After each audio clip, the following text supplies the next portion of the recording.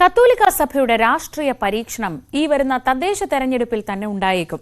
സ്വാധീന മേഖലയിൽ പ്രമുഖ രാഷ്ട്രീയ പാർട്ടികൾക്കെതിരെ സ്വന്തം സ്ഥാനാർത്ഥിയെ നിർത്താനാണ് ആലോചന. കോഴിക്കോട്ടെ പ്രഖ്യാപനത്തിന് പിന്നാലെ തുടർ രാഷ്ട്രീയ നീക്കങ്ങൾ വേഗത്തിലാക്കാനാണ് സഭാ നേതൃത്വത്തിന്റെ നീക്കം. അതേസമയം സഭയുടെ രാഷ്ട്രീയ മോഹം ന്യൂസ് 18 പങ്കുവച്ച താമരശ്ശേരി ബിഷപ്പ് റെമിജിയോസ് ഇഞ്ചനാനിയലിനെതിരെ വനമന്ത്രി AK ശശീന്ദ്രൻ രംഗത്തെത്തി. അവരുടേതായ അവകാശ പ്രഖ്യാപനങ്ങൾ നടത്താനും വിമർശനാത്മകമായി ഗവൺമെന്റിനെ കാണാനുള്ള അവകാശമുണ്ട്. ആ അവകാശം അവർ പ്രയോഗിച്ചതിൽ ഒരു അസഹിഷ്ണുതയും ഒരു അസ്വാഭാവികതയും ഞാൻ കാണുന്നില്ല. അവർ ഞാൻ പലപ്പോഴും വ്യക്തമാക്കിയിട്ടുള്ളതുപോലെ സംഘർഷ മേഖലകളിൽ സമാധാനത്തിൻ്റെ ദൂതന്മാരായി എത്തപ്പെടേണ്ടവരാണ്. അവരുടെ ഭാഗത്ത് നിന്നുണ്ടാകുന്ന പ്രതികരണങ്ങൾ ആ പ്രതീക്ഷയോട് ചേർന്ന് പോകുന്നുണ്ടോ എന്നാണ് അവർ പരിശോധിക്കേണ്ടത്. ഓരോരുത്തരും അവനവൻ വഹിക്കുന്ന പദവികളോട് നീതി പുലർത്തുമ്പോഴാണ് അത് ജനങ്ങളിൽ വിശ്വാസവും അഭിമാനവും ഉണ്ടാക്കുക. ഫിക്സ്ഡ് വോട്ട് ബാങ്കായി ഒരു മതത്തെയോ സമുദായത്തെയോ കാണുന്നില്ലെന്നും മന്ത്രി പറഞ്ഞു. പുതിയ രാഷ്ട്രീയ പാർട്ടി ആലോചനയിലുണ്ടെന്ന ബിഷപ്പിന്റെ പ്രസ്താവനയോട് മന്ത്രി പ്രതികരിക്കുകയായിരുന്നു. കേന്ദ്രത്തിനെതിരെ ഒന്നും പറയാത്ത സഭാ നേതാക്കൾ എപ്പോഴും സംസ്ഥാനത്തെ മാത്രം വിമർശിക്കുന്ന നിലപാട് ദുരൂഹമാണെന്നും AK ശശീന്ദ്രൻ വിമർശിച്ചു. ഞാൻ ഈ സഭയെ സമൂഹത്തെയോ ഒരു മതത്തെയോ കാണുന്നില്ല. അങ്ങനെ കാണുന്നവരുണ്ട്. AK ശശീന്ദ്രൻ ഒരു മതത്തെയും ഒരു സമുദായത്തെയും ഒരു ജാതിയെയും വോട്ട് ബാങ്കായി കാണുന്നില്ല.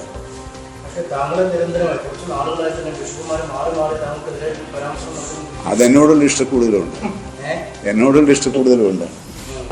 അല്ല, അദ്ദേഹം ഞാനും അതന്നെ ഇരിക്കുന്നു. എന്തുകൊണ്ട് മൗനം പാലിക്കുന്നു എന്നത് ദുരൂഹമാണ്. എൻ്റെ സംശയം എന്തുകൊണ്ടാണെന്ന് എനിക്ക് മനസ്സിലാകുന്നില്ല. അത്ഭുതകരമാണത്.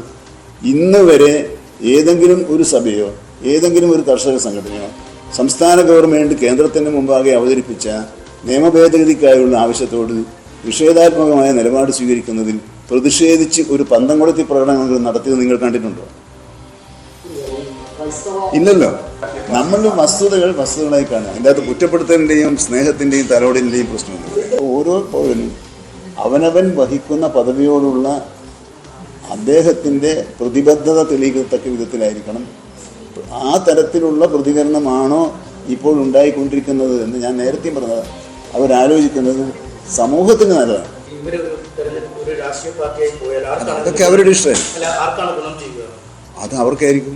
അതുകൊണ്ടല്ലേ അവരുണ്ടാക്കാൻ പോകുന്നത്.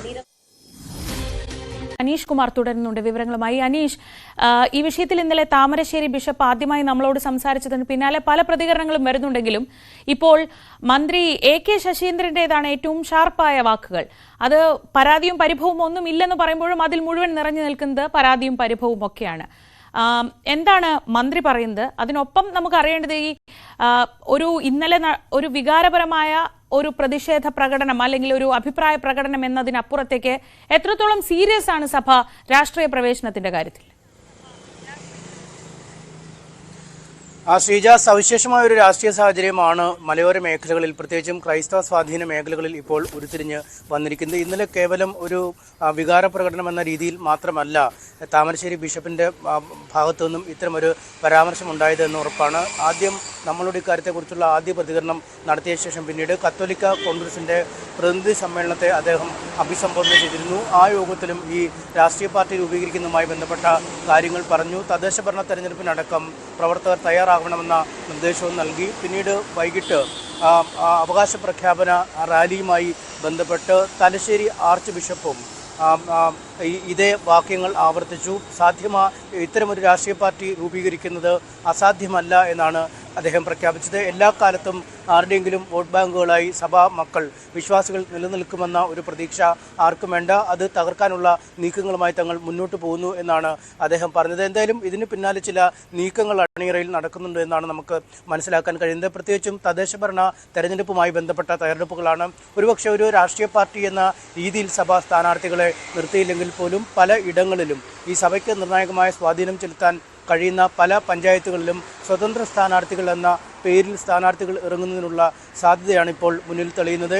UDF-നും LDF-നുമാണ് പലയിടങ്ങളിലും നിലവിൽ സഭയുടെ വോട്ടുകൾ കിട്ടുന്നത്. പക്ഷേ ആ വോട്ട് ബാങ്കിൽ വിള്ളൽ വീഴ്ത്തുക എന്ന ഒറ്റ ലക്ഷ്യമാണ് പുതിയ നീക്കങ്ങൾക്ക് പിന്നിലെന്നാണ് നമുക്ക് പറയാൻ കഴിയുന്നത്. കാരണം UDF-ന്റെ വോട്ട് ബാങ്കിലും LDF-ന്റെ വോട്ട് ബാങ്കിലും ചോർച്ച വരുമ്പോൾ ഈ പൂഞ്ഞാർ പോലെ, കാഞ്ഞിരപ്പള്ളി പോലെ, ഈ കോഴിക്കോട് ജില്ലയുടെ മലയോര മേഖലകളിലെ ചിലയിടങ്ങൾ പോലുള്ള സ്ഥലങ്ങളുണ്ട്.